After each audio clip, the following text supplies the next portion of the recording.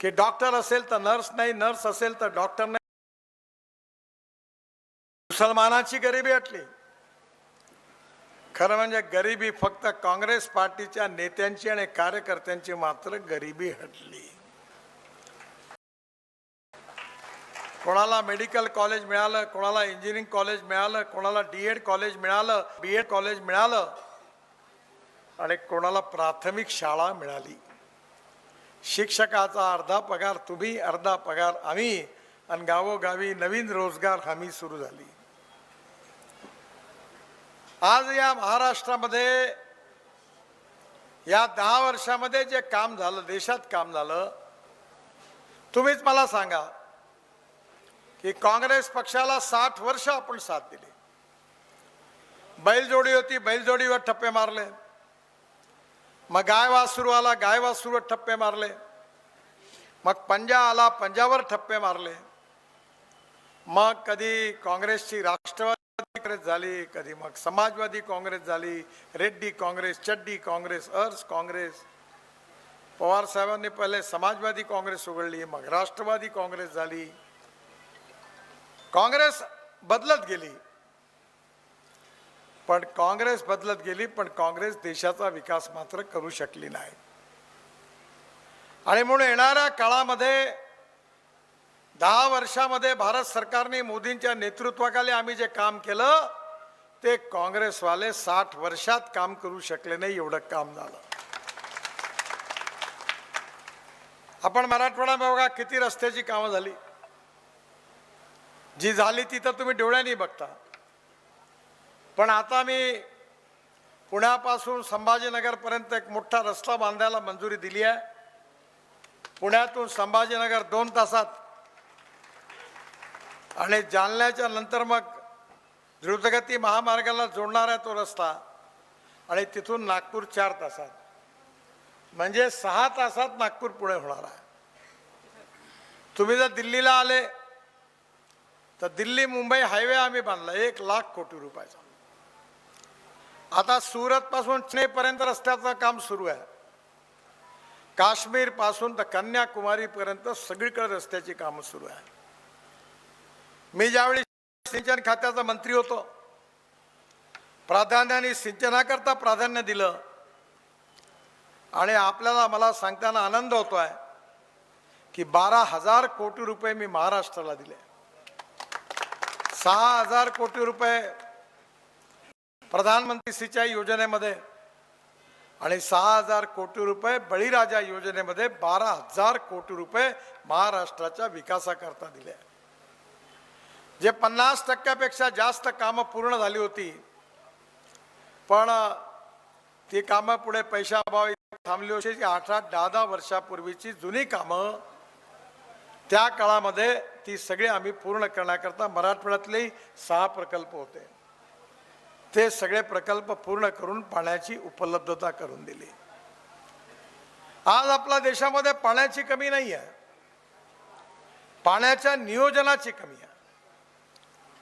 आपण सगळेजण नोकरी करणारे लोकांकडे बघा, ते वर्षभर पैसे जमा करतात, रिटायर्ड झाल्यानंतर ते पैसे बँकेत डिपॉझिट ठेवतात आणि व्याजावर आपला उदरनिर्वाह करतात. मग आपण पाणी का नाही डिपॉझिट करत? मला स्वतःला 9 डॉक्टरेट डिलीट्स मिळाल्या, और त्यापैकी 5 डिलीट ज्या आहेत त्या कृषी विज्ञानावर मिळाल्या.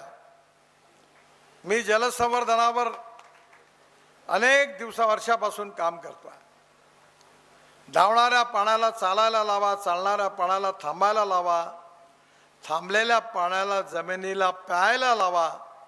गावातलं पाणी गावात, घरातलं पाणी घरात, शेतातलं पाणी शेतात.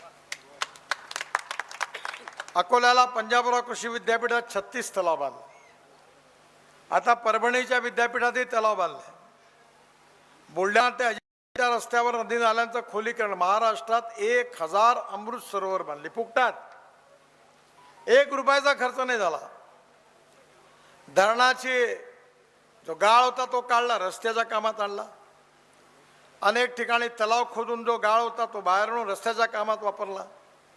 आणि 1 रुपया न खर्च करता महाराष्ट्रात 2 लाख हेक्टर जमिनीला पाणी मिळालं. मी माझ्याकडे तुम्हाला सांगतो की माझ्याकडे 60 एकर शेती होती, 3 विहिरी आहे, पण उन्हाळ्यामध्ये 1च तास पंप चालायचा. मी गावातली नदी खोलीकरण रुंदीकरण केलं, पाणी अडवलं. आता माझ्या विहिरीला 8 ते 9 तास पाणी चालतं. सोलर पंप भारत सरकारच्या योजनेतून 7.5 हॉर्स पॉवरचे 3 पंप लावले. आता सगळी शेती इरिगेशन आहे, सिंचनाखाली आहे.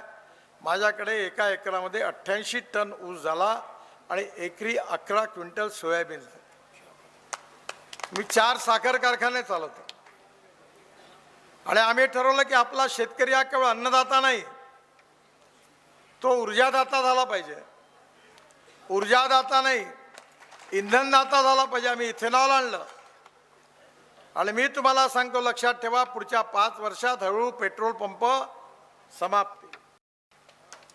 शेतकऱ्यांनी तयार केलेल्या इथेनॉलवर आता गाड्या येणार आहे. Mahindra, Tata, Hyundai, Toyota, Maruti Suzuki या सगळ्या गाड्या आता 100% इथेनॉलवर चालणाऱ्या फ्लेक्स इंजिनच्या गाड्या येणार आहे. माझ्याकडे दिल्लीला आणि मुंबईला 100% इथेनॉलवर चालणारी गाडी आहे आणि त्या गाडीचा पेट्रोलच्या ॲव्हरेजशी तुलना केला तर 25 रुपये लिटर पेट्रोलचा भाव होतो. एवढी बचत आहे. आपण तांदूळापासून इथेनॉल बनवलं, बांबूपासून बनवलं, तुराट्या, पराठ्या, ज्वारीची फणं, तणस याच्यापासून बनवलं. आता मक्यापासून बनवलं. मागच्या वर्षी मक्याला बाजारात 1200 रुपये क्विंटल भाव होता आणि आपण जेव्हा मक्यापासून इथेनॉल बनवायला सुरुवात केली, यावेळी 2400 रुपये क्विंटल मक्याला भाव मिळाला. शेतकऱ्यांचा फायदा झाला, कारण इथेनॉल बनलं. आज महाराष्ट्र त्या तरुण मुलाच्या हाताला काम मिळालं पाहिजे, पण काम केव्हा मिळणार आहे? जर पाणी असेल, वीज असेल, दळणवळणाची साधनं असेल, रस्ते असतील तर उद्योग येणार आहे. उद्योग आले तर रोजगार निर्माण होणार आहे आणि रोजगार निर्माण झाला तर गरिबी दूर होणार आहे. आता या ठिकाणी विलासरावांनी भाषणात सांगितलं की जातीयवादाचं भूत सगळीकडे मोठा नाश करून आलेला आहे. माणूस कधी आपल्या जात, पंथ, धर्म, भाषेने मोठा होत नाही, माणूस आपल्या गुणांनी मोठा होतो. आपण एकनाथ महाराजांची जात का पाहतो का? तुकाराम महाराज, ज्ञानेश्वर महाराजांची जात पाहतो का? महाराज, तुकडोजी महाराजांची जात पाहतो का? विचारतो कधी? आपण छत्रपती शिवाजी महाराजांची जात विचारतो का? आपण महात्मा ज्योतिबा फुले, बाबासाहेब आंबेडकर, राजर्षी शाहू महाराज, स्वातंत्र्यवीर सावरकर, लोकमान्य टिळक यांची जात बघतो का? माणसाच्या मोठेपणाचा संबंध त्याची जात, पंथ, धर्म आणि भाषेशी नाही. विलासराव, मी लोकसभेला उभं होतो, आमच्या इकडे हे जातीवादाचे भूत होते. मी पब्लिकली 25,000 लोकांसमोर सांगितलं की मी नागपूरचा आहे आणि नागपूरची जनता माझा है, और जो करेगा जात की बात उसको कसके मारूंगा लात. सगळा जातीवाद संपला. मला सगळ्या जातींनी मतदान केलं, सगळ्या जातींनी केलं, सगळ्या धर्मवाल्यांनी केलं, कारण मी ठरवलं की मी जातीवाद करणार नाही. लोकांच्या मनात जात नाही आहे, पुढाऱ्यांच्या मनात जात आहे. कारण जेव्हा निवडणुकीत उभं राहायचं असतं तेव्हा माझ्या जातीचे एवढे आहे, मला तिकीट द्या. प्रश्न जातीवादाचा तर आहेच गंभीर, पण त्याहीपेक्षा जास्त प्रश्न जो आहे तो राजकारणामधल्या सिद्धांतनिष्ठ नेत्यांची हळूहळू कमी होत चालली, तो आहे. विचार भिन्नतेपेक्षा विचार शून्यता ही समस्या आहे. गंगा गए गंगादास, जमुना गए जमुनादास, पाणी तेरा रंग कैसा जिसमें मिला है वैसा, ही कहाणी झाली. विचारामध्ये मतभिन्नता असू शकते आणि म्हणून मग राजकीय स्वार्थाकरता, जातीवादाकरता भांडणं होतात. खरं म्हणजे आपल्या देशामध्ये तुम्ही विचार करून सांगा की गॅसचं सिलेंडर ज्या भावात मिळतं त्याच भावात हिंदूला मिळतं, त्याच भावात मुसलमानाला मिळतं. ज्या भावात पेट्रोल हिंदूला मिळतं त्याच भावात मुसलमानाला मिळतं. खरी समस्या आहे गरिबी, भूकमरी, बेरोजगारी. तिच्याकरता आपण विचार नाही करत. मी अनेक लोकांना प्रश्न विचारला की तुम्हाला जेव्हा रेस्टॉरंटमध्ये जायचं असतं तेव्हा तुम्ही पाहता का आपला जातवाला आहे म्हणून? नाही नाही म्हणजे तोच चांगला आहे, तिथलं मटण फार चांगलं आहे, तिथंच जाता. जिथे चांगली चव आहे तिथंच घुसता. मग तिथे नाही म्हणत आपला जातवाला याच्याकडे जाऊ जेवायला. हार्टचं ऑपरेशन करायचं असेल तर असं नाही म्हणत की आमच्या जातीचा डॉक्टर आहे याच्याकडे करू. ते म्हणते काही भरोसा नाही, चांगला डॉक्टर पाहिजे. तुम्हाला ऑपरेशन करता चांगला डॉक्टर पाहिजे, खायला चांगलं रेस्टॉरंट पाहिजे, मग निवडणुकीत मत देण्याकरता जातीची माती कोण खाता? जर तुम्ही योग्य माणसाला योग्य पक्षाला निवडून दिलं तर प्रश्न त्या नेत्याचा नाही आहे, प्रश्न तुमचा आहे. जर योग्य नेता आणि योग्य नीती आली तर तुमचं भविष्य बदलल्याशिवाय राहणार नाही, तुमची गरिबी, भूकमरी, बेरोजगारी हटल्याशिवाय राहणार नाही. आणि म्हणून आपल्याला जनतेचं प्रबोधन करण्याची आवश्यकता आहे. आज या ठिकाणी खोटा प्रचार केला गेला निवडणुकांमध्ये की भारतीय जनता पार्टी विजयी झाली तर बाबासाहेबांचं संविधान बदलवणार आहे. मी लॉचा विद्यार्थी आहे, लॉ केलेला आहे. संविधानावर एक पेपर आहे. 1984 साली सुप्रीम कोर्टामध्ये एक केस झाली, केशवान भारती, आणि त्या केसमध्ये चीफ जस्टिस ऑफ इंडिया आणि 10 न्यायमूर्तींचं खंडपीठ होतं. आणि त्यात त्यांनी निर्णय दिला की silent features of the constitution cannot be change. घटनेचे मूलभूत तत्व बदलू शकत नाही. मग मूलभूत तत्व कोणती होती? लोकतंत्र, समाजवाद, धर्मनिरपेक्षता, fundamental right, freedom of speech. कोणीही प्रधानमंत्री झाला आणि कोणीही पक्षाचं सरकार आलं तरी मूलभूत तत्व बदलताच येत नाही अशी स्थिती आहे. पण घटनेचे अजून 3 चॅप्टर आहेत. त्यामध्ये काय गोष्टी 2/3 मेजॉरिटीने पार्लमेंटमध्ये बदलवता येतात.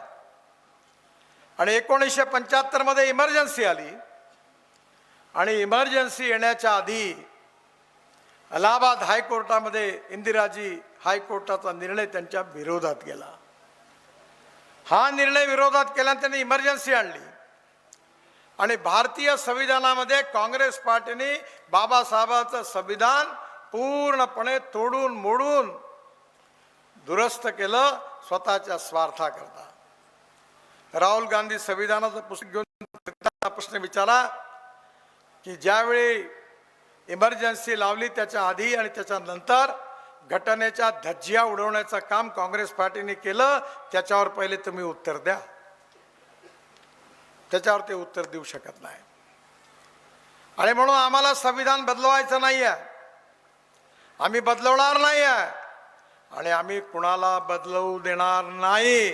हा खोटा प्रचार आहे. जेव्हा कन्व्हिन्स करता येत नाही तेव्हा कन्फ्यूज करण्याचा प्रयत्न होतो. मुसलमानांना सांगितलं कि ये बीजेपी वाले बड़े खतरनाक हैं, ये चुनकर आएंगे तो आपको कटवाएंगे, पाकिस्तान भिजवा देंगे, सुरक्षित रहना है तो पंजे पर मोहर लगाओ. काँग्रेसने मुसलमानांना काय दिलं? तुम्ही कुठेही जा, कोणत्याही गावात जा, चहाची टपरी, पानठेला, कबाडीचं दुकान, ट्रक ड्रायव्हर आणि क्लीनर, याशिवाय कोणी धंदा दिला कोणी? मी जेव्हा आमदार होतो, मला जेव्हा इंजिनिअरिंग कॉलेज मिळालं, मी तिथल्या अंजुमन इस्लामला मला मिळालेलं इंजिनिअरिंग कॉलेज दिलं आणि आज त्या कॉलेजमधून 10,000 पेक्षा जास्त मुली आणि मुलं इंजिनियर बनले. दीक्षाभूमीचं सौंदर्यीकरण मी माझ्या काळामध्ये केलं, जिथे बाबासाहेब आंबेडकरांनी दीक्षा घेतली. कंपाऊंड वॉल बांधली, पाणी पोहोचवलं, सगळं अडकलेलं अनुदान काढलं, ते काम कंप्लीट करून घेतलं. ताजबागमध्ये मोठं ताजुद्दीन बाबाचं ताजमहाल सारखं बांधलं. आम्ही कधी भेदभाव नाही केला. मुळामध्ये राजकारणामध्ये जात, पंथ, धर्म, भाषा आणि संप्रदाय याचा उपयोग करून लोकांना आपापसात भांडणं लावण्याचं काम आम्ही कधी केलं नाही. येणाऱ्या काळामध्ये आपल्याला या देशाकरता, या देशाला सुखी, समृद्ध आणि संपन्न बनवायचं आहे. आपल्या देशाला विश्वगुरू बनवायचं आहे. आपल्याला $5 ट्रिलियन इकॉनॉमी बनवायची आहे. जगातली सगळ्यात मोठी अर्थव्यवस्था आपण आज बनवू शकत नाही, पण 5 वर्षामध्ये तिसरी अर्थव्यवस्था आपल्याला बनायचं आहे. आणि गाव गरीब मजदूर शेतकऱ्यांचा विकास करायचा आहे. तरुण मुलाला रोजगार द्यायचा आहे. आणि केवळ स्मार्ट शहरं नाही तर स्मार्ट विलेज, स्मार्ट गावं देखील तयार करायची आहे. जर योग्य नीती असेल तर हे चित्र बदलल्याशिवाय राहणार नाही. आणि म्हणून आज भारत सरकारमध्ये मोदींच्या नेतृत्वाखाली महाराष्ट्राच्या विकास यात्रेला भारत सरकारचं इंजिन लागलेलं आहे. आणि जर महायुतीचं इंजिन पुन्हा मागून लागलं तर महाराष्ट्राच्या विकासची बुलेट ट्रेन आज आहे त्यापेक्षा 3 पटींनी जास्त स्पीडने धावल्याशिवाय राहणार नाही. आणि म्हणून मी आपल्याकडे विनंती करायला आलो आहे की आपण नारायणरावांना विजयी करा. त्यांना विजयी करून आपली सेवा करण्याची संधी द्या. मी त्यांना अनेक वर्षापासून ओळखतो. त्यांनी अतिशय उत्तम रीतीने एक कार्यकर्ता म्हणून काम केलेलं आहे. आणि विशेषतः विलासरावांना आणि माननीय चव्हाण साहेबांनाही मनापासून धन्यवाद देतो की तेही पण त्यांच्या मागे खंबीरपणे उभे आहे. आपल्या सगळ्यांचा प्रेम, आपल्या सगळ्यांच्या शुभेच्छा, आपल्या सगळ्यांचे आशीर्वाद जर नारायणरावच्या मागे उभे राहतील तर ते निश्चितपणे रेकॉर्ड ब्रेक मार्जिननी या मतदारसंघातून निवडून आल्याशिवाय राहणार नाही.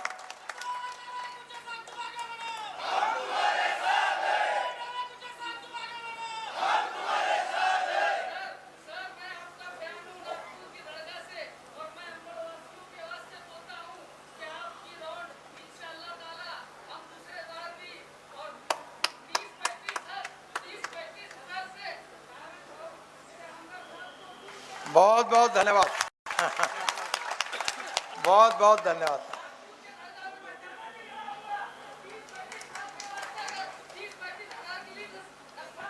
बहुत बहुत धन्यवाद. आणि म्हणून माझी आपल्या सगळ्यांना विनंती आहे, मला जाण्याची घाई आहे. मी आज सकाळी 2 सभा लातूर जिल्ह्यात केल्या, 2 सभा बीड जिल्ह्यात झाल्या. आत्ता आष्टीवरून तुमच्याकडे आलो. हेलिकॉप्टरनीच मला संभाजीनगरला जाऊन लगेच विमानात बसून नागपूरला जायचं होतं. आणि 6:30 वाजता माझी पहिली सभा होती. आता 6:15 वाजलेले आहेत, वेळ कमी आहे. त्यामुळे पुन्हा एकदा हात जोडून विनंती करतो की नारायणरावांना विजयी करा आणि आपल्या या मतदारसंघाचं भविष्य बदलवण्याकरता त्यांना आशीर्वाद द्या. आणि माझं भाषण संपवतो. माझ्याबरोबर जोरदार म्हणा, भारत माता की जय, भारत माता की जय, भारत माता की जय.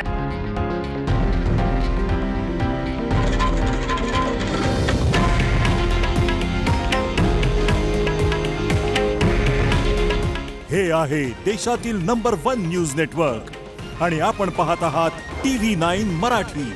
काळजी तुमची, हित महाराष्ट्राचं.